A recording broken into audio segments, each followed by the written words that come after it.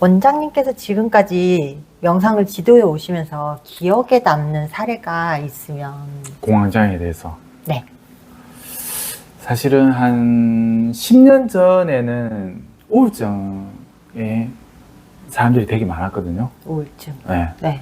근데 최근에는 21년 동안 하면서 공황장애를 거의 한 수백 명을 본 것 같아요. 그래서 특별하게 예를 들자기보다는 지금 제가 트레이닝한 의사분도 계시거든요. 네네. 최근에 한 10분 오신 분 중에 7분이 다 공황장애로 찾아오셨어요. 근데 그 중에 의사분도 계세요. 그 의사분이 이 중랑구에서 제일 유명한 분 중에 한 분이에요. 그래요? 환자를 너무 많이 봐요. 몇백 명을 볼 정도로. 근데 제가 이렇게 상담을 하다 보니까 그 공황장애 7분 중에 대부분은 죽음하고 많이 관련되어 있었어요. 아버지가 돌아가시든 또 할머니가 돌아가시든 가까운 사람이 또 어떤 분들은 이제 반려견이 무지개 다리를 건너면서 충격이 좀 온 케이스예요. 그래서 사람들이 평상시에 여유나 네. 그다음 편안함이나 또 이런 감정에 대한 부분들이 조절이 잘 안 되다 보니까 살면서 그런 죽음에 대한 불안감이나 이런 이제 우리의 경험치가 있잖아요. 네. 그때 됐을 때 이제 공황장애로 약을 먹고 또 호흡이나 여러 가지 증상 때문에 되게 많이 오죠. 그래서 요즘은 뭐 TV나 미디어를 봐도 연예인들 뿐만 아니라 요즘은 뭐 이렇게 미디어 보면 논문에도 이렇게 나와 있는데 대한민국이 매년 공황장애가 한 20%가 증가한답니다. 계속이요? 4, 5년 안에는 4, 5년 전에 44%가 증가했대요. 그래서 진짜 어떻게 보면 해가 가면 갈수록 우울증도 많았지만 공황장애가 너무 내 옆에 사람도 가족들 중에서도 내 친구들 중에서도 공황장애가 너무 많이 생길 거예요. 근데 심각해요, 진짜. 그럴 수밖에 없는 사회 구조가 되고 있는 것 같아요. 네, 그래서 정말 우리가 서로 배려하고 사랑하고 인간성다운 이런 모습들이 점점 이제 물질화되면서 경쟁사회 되면서 떨어지다 보니까 네. 공황장애가 너무 많아요. 저도 지금 또 공황장애 회원분들이 많으시니까 네. 그래서 이제 명상하면서 못 타던 지하철도 비행기도 이제 타기 시작하고 또 죽음 때문에 이제 트라우마가 생겼던 이런 분들도 부모님이 잘 돌아가시는 이런 정리가 잘 되면서 공황장애 증상들도 많이 없어지기도 하고 그렇죠. 그렇군요. 제가 공황장애에 대해서 알아봤을 때 이게 진짜 공황장애하고 가짜 공황장애가 있다고 하더라고요. 그거 어디서 들었어요? 유튜브에서. 이게 이제 브레인 코칭, 심리 코칭에 들어가면 네. 의식을 다룰 때 가짜 공명과 진짜 공명이라는 게 있거든요. 그러면 이제 뇌 관점에서 예를 들어 볼게요. 네네. 원장님 같은 사람이 점이 이렇게 큰 게 있어. 근데 이분한테 한 1억의 사기를 당했어. 그럼 이 사람한테 엄청 분노와 불안감과 힘듦과 상처가 되겠죠. 네. 근데 한 1년, 2년 지났는데 직장에 가서 이렇게 비슷한 사람을, 점 있는 사람을 또 만났어. 근데 그 사람이 아니야. 그 사람이 아닌데 뭔가 모르게 끄리낌이 되고 불편하고 네. 이런 걸 가짜 공명이라고 그래. 실제로 당하지 않았는데 네. 그런 비슷한 느낌이 올 때 실제처럼 느껴지는 거예요. 그래서 우리 뇌는 사실은 상상과 현실을 잘 구별하지 않아요. 그 상상도 악몽을 꾼 적 있죠? 네. 우리가 잠에서도 악몽을 꿀 때 되게 심한 악몽을 꾸면 식은땀 나고 네네. 온몸이 긴장되고 호르몬이 막 바뀌거든요. 근데 실제로 일어난 건 아니지만 뇌에서 그냥 심리적으로 상상이 되는 것들이 현실로 이제 강력하면 그게 나타나는 거죠. 그래서 구별이 진짜 체험한 것들이 있고 조금 상상과 느낌으로 체험한 것들을 좀 가짜 공명, 가짜 공황장애로 좀 분류한다고 보시면 돼요. 그래요. 근데 어떤 트라우마 같은 경우에는 조금 강력하게 트라우마가 생긴 것들은 네. 그런 비슷한 느낌만 있어도 그런 불안감이나 느낌이 오거든요. 제가 그거를 경험한 적이 있거든요. 원장님 예를 들어서 말씀해 주셨지만은 특정 인물하고 되게 비슷한 사람만 봐도 초반에 되게 긴장하고 불안하고 숨도 못 쉴 것 같고 그랬었던 적이 있거든요. 사람도 있지만 공간도 있죠. 공간. 예를 들어서 이제 공황장애 처음 이제 느낌이 올 때, 네. 예를 들어서 지하철에서 네. 과호흡이 와가지고 불안 느낌이 숨을 못 쉴 정도로 이렇게 느낌이 왔어. 네. 그럼 대부분 지하철 탈 때 두려움이 생기죠. 네. 그러면 지하철을 타려고 하는 조금의 오늘 컨디션이 좀 안 좋아. 안 좋은데 지하철 탔어. 근데 그 느낌이 또 비슷하게 와. 그러면 실제로 예전에 겪었던 그 느낌이 다시 반복되는 것처럼 오는 것을 가짜 뭐 공황장애라고 이렇게 용어를 이제 쓰기도 하기도 해요. 아, 그래요? 그러면 그거는 진짜 공황장애가 아닌 거예요? 그게 강한 느낌이 반복이 되거나 네. 아니면 강력하게 오면 실제처럼 느껴요, 우리 뇌는. 제가 약을 먹고 있는 도중에 명상을 좀 꾸준히 한다면 약을 끊을 수도 있을까요? 약은 기본적으로 끊을 수 있는 개인의 의지에 기본적으로 많이 달려 있어요. 아, 의지. 네. 근데 보통 혈압약도 네. 혈압약을 먹으면 의사분들은 평생 드시라고 상식적으로 많이 권유하잖아요. 네. 근데 이제 공황장애나 우울증도 정도에 따라 가지고 약을 계속 먹으면서 조금 일반 생활로 돌아가는 것들을 많이 이제 하게 되는데, 근데 노력에 따라 가지고 일단은 환자분들이나 이런 분들이 약을 끊겠다라는 의지가 되게 중요해요.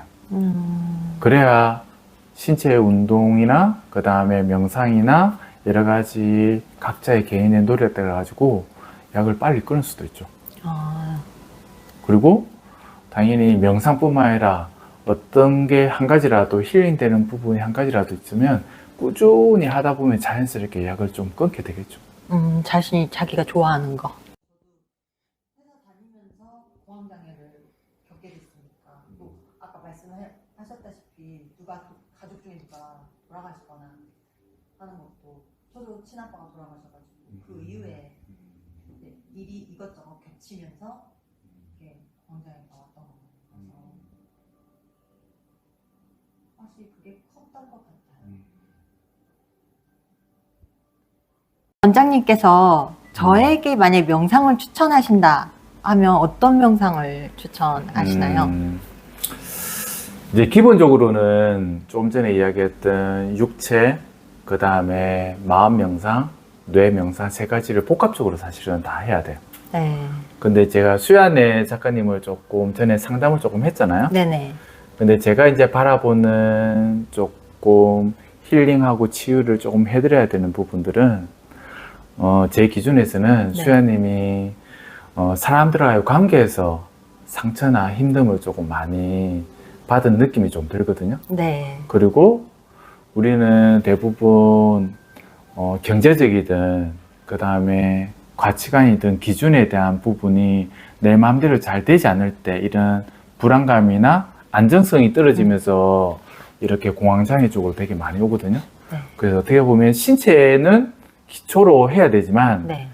이 마음을 통해 가지고 사람들 대인관계를 조금 더 소통하면서 조절하는 마음 명상하고 이 기준을 어떻게 하면 조절할 수 있는 뇌 명상 두 가지를 좀 중점적으로 조금 해야 될 것 같아요. 수연의 작가님뿐만 아니라 현대인들의 대부분이 좀 사람들이 배려나 따뜻함이나 여유나 이런 것들이 줄어들기 때문에 내가 맞아요. 힘들 때 누구에게 좀 의지하거나 네. 칭찬받거나 조금 응원을 받고 싶은 이 에너지가 현대인들이 좀 줄어들거든요. 그래서 요즘은 이 마음과 마음이 서로 관계에서 상처받고 힘들어지면서 우울증이나 공황장애로 가는 경우가 너무나 많기 때문에 맞아요. 사실은 요 마음 트레이닝을 조금 더 조절하는 네. 명상이 조금 더 핵심적인 거라고 보시면 돼요. 이게 아까 회복 탄력성이라고 했잖아요. 네. 예전에는 우리 부모님 세대, 네. 부모님 세대들은 힘든 어려운 환경이나 어렵게 열심히 하고 가족들을 위해서 특히 자식들을 위해서 힘들게 참고 많이 견뎌왔잖아요. 네네. 그러다 보면 어떻게 보면 내면의 힘이 사실은 되게 강해요.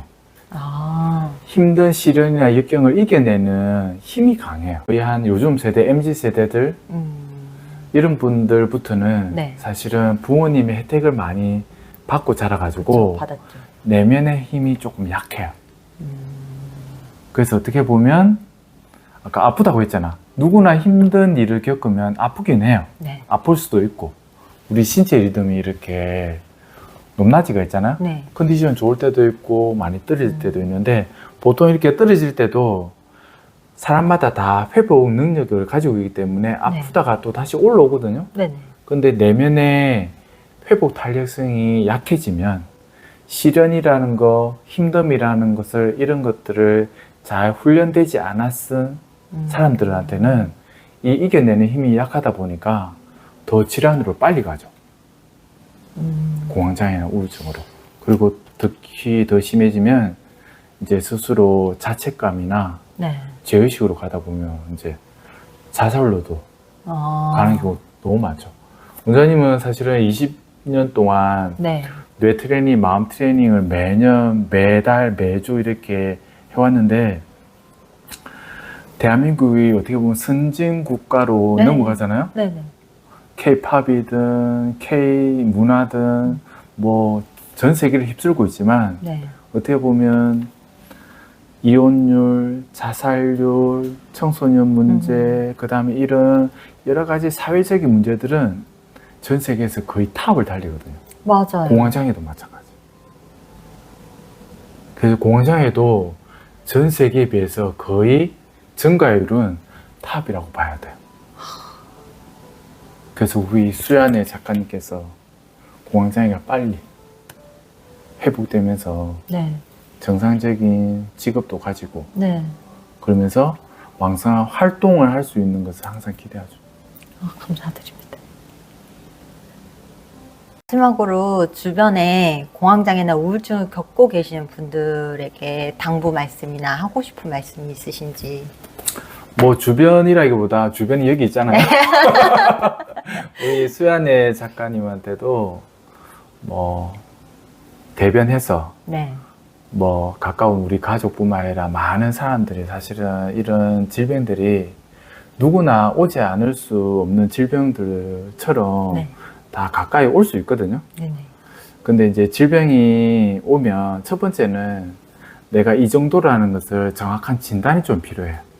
우울증과 공황장애가 내가 약을 먹어야 되는지 네. 아니면 초기 증상이 있는지 그래서 정확한 진단이 좀 필요하고 만약에 이제 진단을 받았다면 모든 사람은 자기 안에 밝은 내면에 빛이 있거든요. 네네. 이제 그걸 회복 탄력성이라 그래요.